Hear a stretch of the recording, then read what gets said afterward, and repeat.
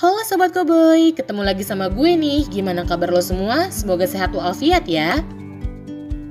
Seperti klub sepak bola, sepeda motor pun punya penggemar fanatiknya sendiri loh. Salah satunya Vespa. Motor asal Italia ini bahkan memiliki penggemar lintas generasi. Maklum, Vespa telah eksis sejak 1946. Nggak mengherankan jika penggemar Vespa begitu berwarna, mulai dari remaja, dewasa, hingga orang tua. Bisa dibilang setiap generasi punya Vespanya sendiri.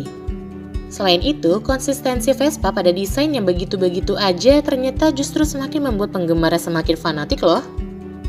Sampai hari ini masih ada loh yang warawiri naik Vespa jadul lansiran tahun 1950-an. Nah, berikut ini fakta-fakta menarik tentang Vespa yang wajib lo tahu meski lo bukan penggemar berat Vespa. Let's check this out. Nah, sebelum nonton video ini, jangan lupa subscribe channel kita, di-share juga ke akun sosial media lo lainnya.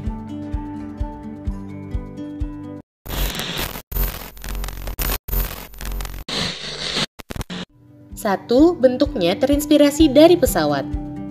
Rinaldo Piaggio awalnya yang mendirikan perusahaan peralatan kapal pada tahun 1884.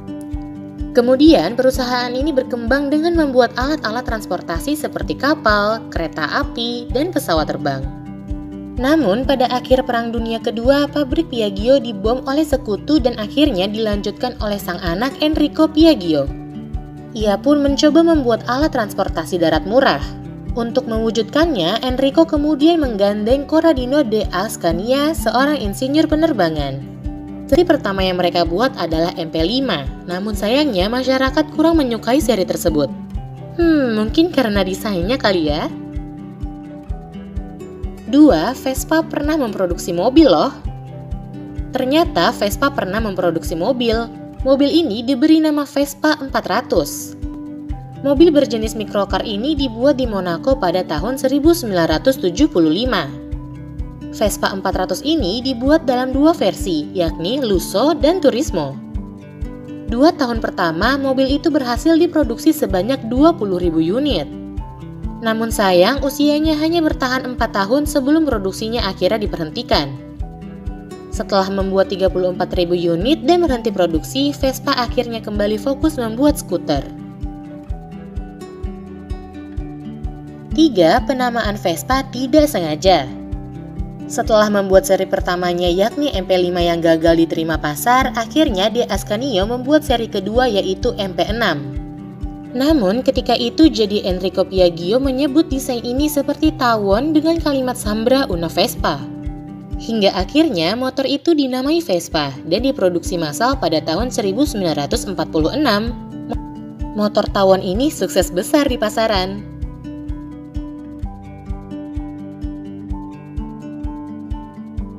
4. Awal masuk ke Indonesia. Sejarah Vespa masuk ke Indonesia cukup unik loh.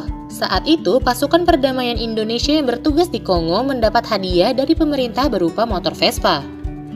Ternyata motor ini menarik banyak perhatian warga dan akhirnya Vespa mulai membanjiri jalanan Indonesia. Orang-orang pun menyebutnya Vespa Kongo.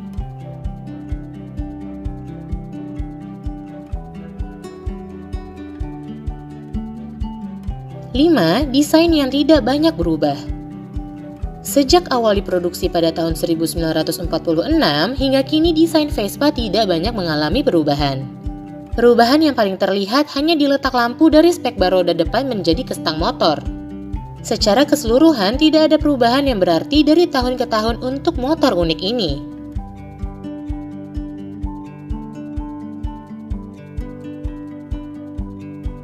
Anehnya, bukannya menjadi bosan dengan desain yang begitu-begitu aja, penggemar Vespa justru semakin setia nih. Kenapa? Karena Vespa memang selalu punya cerita.